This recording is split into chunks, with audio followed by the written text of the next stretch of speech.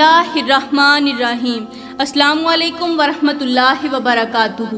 میری پیاری اسلامی بہنوں، عورتوں کے 5 گناہ ایسے ہیں جو گھر میں بے بہا غربت لاتے ہیں، پریشانیاں اور مصیبتیں لاتے ہیں۔ رزق رازق کے ہاتھ میں ہے اور وہ ذات صرف اللہ تعالیٰ کی ہے۔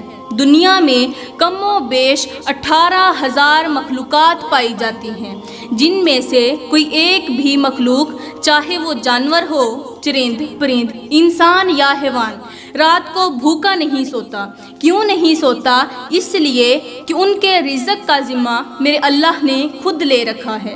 تو میری پیاری اسلامی بہنوں، عورتوں کے 5 گناہ ایسے ہیں جو گھر میں آنے والے رزق کو ٹھکرا دیتے ہیں، گھر میں بے برکتی لاتے ہیں، رزق میں سے، گھر میں سے، مال و دولت میں سے برکت کو اٹھا لیتے ہیں، گھر میں رہنے والے تمام چھوٹے بڑے انسانوں کا چین و قرار چھین لیتے ہیں۔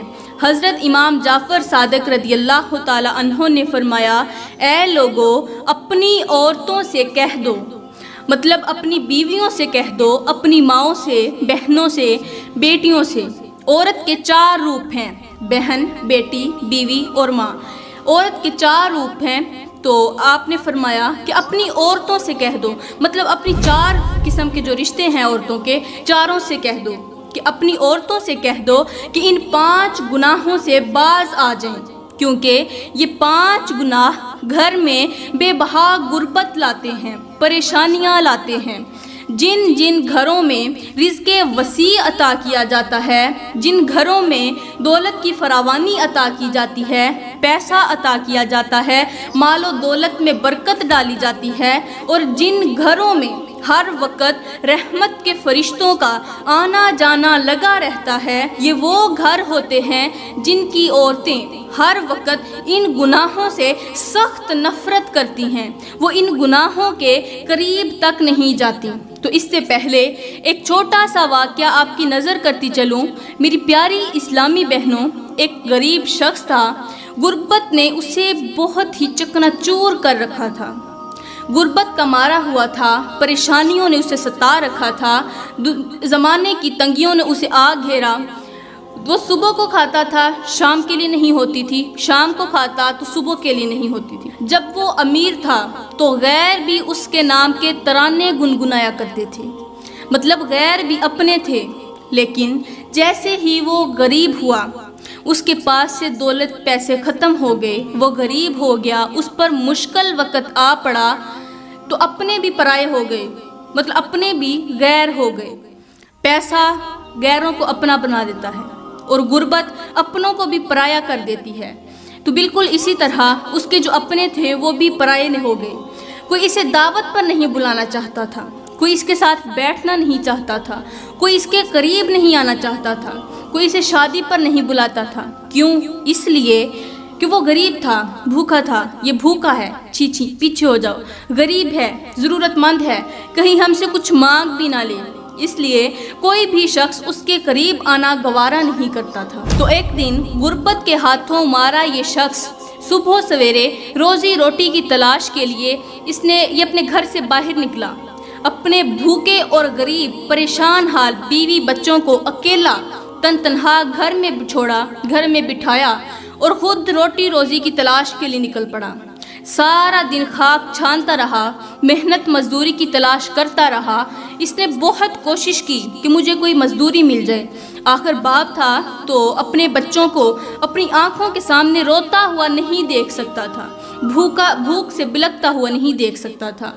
تو اس کے دل میں خیال آیا کہ جلدی سے میں کوئی نہ کوئی کام ڈھونڈ لوں۔ وہ بیچارہ بڑا ایک تو پریشان تھا، دوسرا خود بھی بھوکا تھا، تیسرا اس کی بیوی بھی بھوکی، اور چوتھا اس کے بچے بھی بھوکے تھے، پریشان حال تھے۔ اب سارا دن وہ محنت مزدوری کی تلاش کرتا رہا کہ شاید کہیں نہ کہیں سے کچھ مل ہی جائے، چلو میں نہ صحیح، میری بیوی اور میرے بچے کچھ نہ کچھ کھا لیں گے۔ لیکن شام کو مایوس ہو کر گھر کی طرف لوٹ پڑا، کیونکہ اسے کچھ بھی نہ ملا۔ سارا دن نہ کوئی محنت مزدوری ملی، نہ اسے کوئی پیسہ ملا، نہ اسے کوئی وسائل ملے، نہ کوئی ذریعہ ملا روٹی کا۔ تو وہ گھر کی طرف لوٹ رہا تھا کہ راستے پر اس نے ایک عبادت گزار شخص کو دیکھا۔ وہ عبادت گزار شخص سڑک کے کنارے اللہ کے حضور سجدے کی حالت میں پڑا ہوا تھا، اللہ کے حضور جھکا ہوا تھا۔ یہ غریب شخص، پریشانیوں کا مارا شخص اس کے قریب جا کر بیٹھ گیا۔ یہ غربت کا مارا بیچارہ بڑا ہی پریشان حال تھا، اسے خود سمجھ نہیں آ رہی تھی میں کیا کروں۔ چپ کر کے اس کے قریب بیٹھ گیا۔ جب اللہ والے نے اپنی نماز مکمل کی تو اس کے چہرے کی طرف دیکھا، اس کے چہرے پر پریشانیوں کے آثار نمودار تھے۔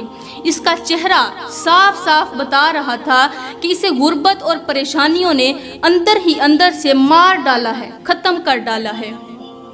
اللہ والے نے پوچھا، اے بندہ خدا، مجھے اتنا بتا دے کہ آخر تجھے کس چیز نے اس قدر پریشان کر دیا ہے؟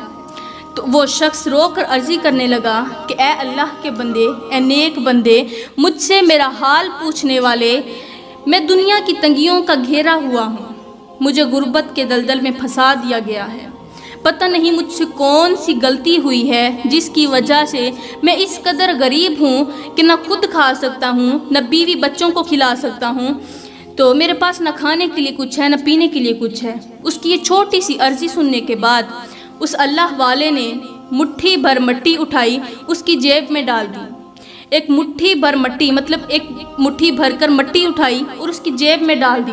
کہا اب چلے جاؤ اپنے گھر، یہاں سے اٹھو اور اپنے گھر کی طرف چلو، اور ہاں خیال کرنا پورا رستہ جیب میں ہاتھ نہیں ڈالنا۔ اس نے کہا ٹھیک ہے۔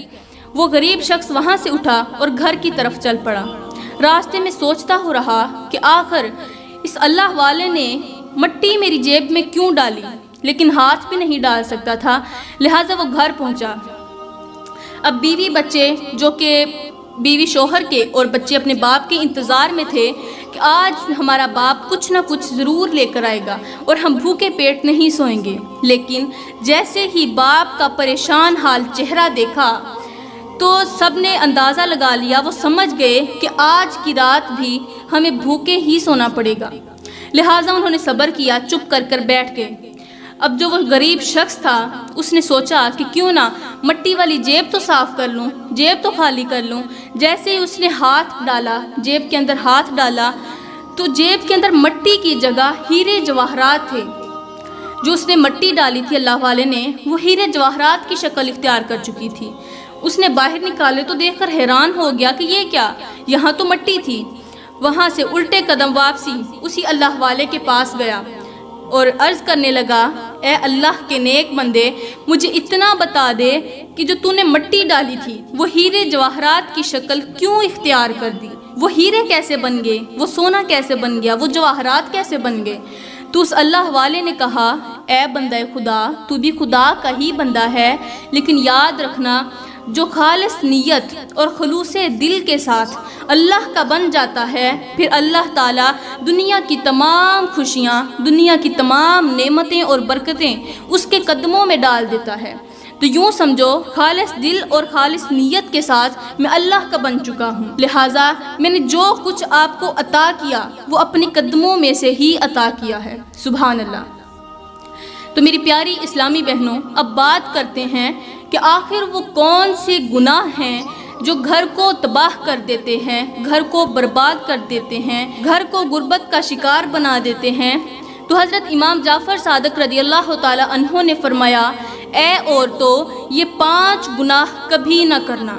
جس گھر میں یہ 5 گناہ کیے جاتے ہوں، شوق سے کیے جاتے ہوں، عورتیں یہ 5 گناہ کرتی ہوں، تو وہ گھر جلد ہی اللہ کے غضب کا نشانہ بن جاتا ہے۔ اور یاد رہے کہ جو چیز اللہ کے غضب کا نشانہ بن جاتی ہے وہ جلد از جلد تباہ و برباد ہو جاتی ہے۔ تو آپ نے فرمایا کہ پہلا گناہ، کسی بھی کام کے آغاز میں بسم اللہ نہ پڑھنا۔ بسم اللہ کا مطلب ہے اللہ کے نام سے شروع، اور جس کام کی ابتدا بسم اللہ سے کی جاتی ہے اللہ تعالیٰ اس کام میں ضرور برکت ڈالتا ہے، اور جس کام کے آغاز میں بسم اللہ نہ پڑھی جائے، جس کام کا آغاز، جس کام کی ابتدا بسم اللہ سے نہ کی جائے، تو اللہ تعالیٰ اس کام سے برکت چھین لیتا ہے، برکت اٹھا لیتا ہے، اور اس کام میں شیطان کا ہاتھ ہوتا ہے۔ یہ یاد رہے کہ جس کام میں شیطان کا ہاتھ ہو تو وہ چیز برکت سے آگ کر دی جاتی ہے، مطلب اس میں سے برکت چھین لی جاتی ہے۔ لہٰذا اگر تم اپنے گھر میں، اپنے مال میں، جائیداد میں، دولت میں، پیسوں میں برکت چاہتی ہو، رزق میں برکت چاہتی ہو، تو ہر کام کے آغاز میں بسم اللہ ضرور پڑھنا۔ اس کے بعد آپ نے فرمایا کہ عورتوں کا دوسرا گناہ کون سا ہے؟ رات کو دیر تک جاگتی رہنا اور صبح کو دیر سے اٹھنا، مطلب 12-1 بجے تک جاگتی رہنا۔ جو عورتیں رات کو دیر تک جاگتی رہتی ہیں، فلمیں ڈرامے دیکھتی ہیں، فحاشی والا مواد دیکھتی ہیں، مطلب رات کو لیٹ سوتی ہیں، وہ صبح دیر سے ہی اٹھتی ہیں۔ جو عورتیں دیر سے اٹھتی ہیں ان کے گھر میں کبھی بھی برکت نہیں آ سکتی، وہ آنے والے رزق کو ٹھکرا دیتی ہیں۔ وہ کیسے؟ اللہ تعالیٰ صبح نماز فجر کے وقت زمین پر فرشتوں کو اتارتا ہے، ان فرشتوں کے ہاتھ رزق اور انہی کے ہاتھوں پیسے، دولت، وہ دے کر انہیں زمین پر اتارتا ہے۔ دعا مانگ رہے ہوتے ہیں تو وہ فرشتے اللہ تعالیٰ کے حکم سے انہیں رزق وسیع عطا کرتے ہیں، حلال رزق عطا کرتے ہیں، ان کے گھر میں برکت ڈال دیتے ہیں۔ اور جو کمبخت لوگ اس وقت سو رہے ہوتے ہیں، اللہ تعالیٰ ان کے گھر سے برکت کو اٹھا لیتا ہے۔ رحمت کے فرشتے کبھی بھی ان کے گھر میں نہیں جاتے، جس کی وجہ سے وہ گھر جلد ہی غربت کا شکار ہو جاتا ہے، جلد ہی غریب ہو جاتا ہے، وہ گھر جلد ہی تباہ و برباد ہو جاتا ہے۔ اس کے بعد حضرت امام جعفر صادق رضی اللہ تعالی عنہ نے فرمایا کہ تیسرا گناہ، عورتوں کا تیسرا گناہ شرک کرنا۔ یاد رہے، جو عورتیں اللہ تعالیٰ کا در چھوڑ کر، اللہ کا دروازہ چھوڑ کر کسی غیر سے بھیک مانگتی ہیں، اللہ کا در چھوڑ کر کسی دوسرے سے بھیک مانگتی ہیں، ان سے پیسہ مانگتی ہیں، ان سے برکتیں اور نعمتیں مانگتی ہیں، تو اللہ تعالیٰ ہمیشہ کے لیے ان عورتوں سے ناراض ہو جاتا ہے۔ اللہ تعالیٰ کا سب سے زیادہ ناپسندیدہ عمل اور سب سے زیادہ ناپسندیدہ شخص وہ ہے جو اللہ کا دروازہ چھوڑ کر کسی غیر کے دروازے سے مانگتا ہے، اللہ کی ذات کے ساتھ کسی غیر کو شریک ٹھہراتا ہے، کہتا ہے یہی میرا خدا ہے، یہی میرا عبادت کے لائق بندہ ہے۔ تو جو کسی اللہ کے سوا کسی دوسرے کو عبادت کے لائق سمجھتا ہے، دوسرے سے بھیک مانگتا ہے، اللہ تعالیٰ ان کے گھروں سے برکت چھین لیتا ہے، کیونکہ رزق صرف اللہ کے ہاتھ میں ہے اور وہی ذات پوری دنیا کو پالنے والی ہے۔ اللہ تعالیٰ پوری دنیا کا پالن ہار ہے۔ تو جو لوگ اللہ کے ساتھ شرک کرتے ہیں، شرک ایک بہت بڑا گناہ ہے۔ میرا اللہ فرماتا ہے زمین سے لے کر آسمان تک گناہ کرو میں تمہیں معاف کر دوں گا۔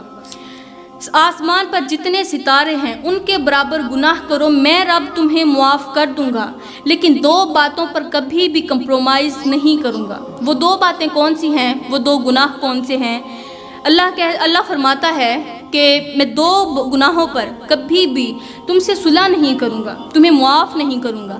پہلا گناہ والدین کی نافرمانی اور دوسرا شرک کرنا، اپنی یہ 3 انچ کی پیشانی کسی غیر کے آگے جھکانا۔ اللہ فرماتا ہے یہ 2 گناہ کبھی نہ کرنا، میں رب تمہیں کبھی بھی معاف نہیں کروں گا اگر ان کے مرتکب ہو گئے۔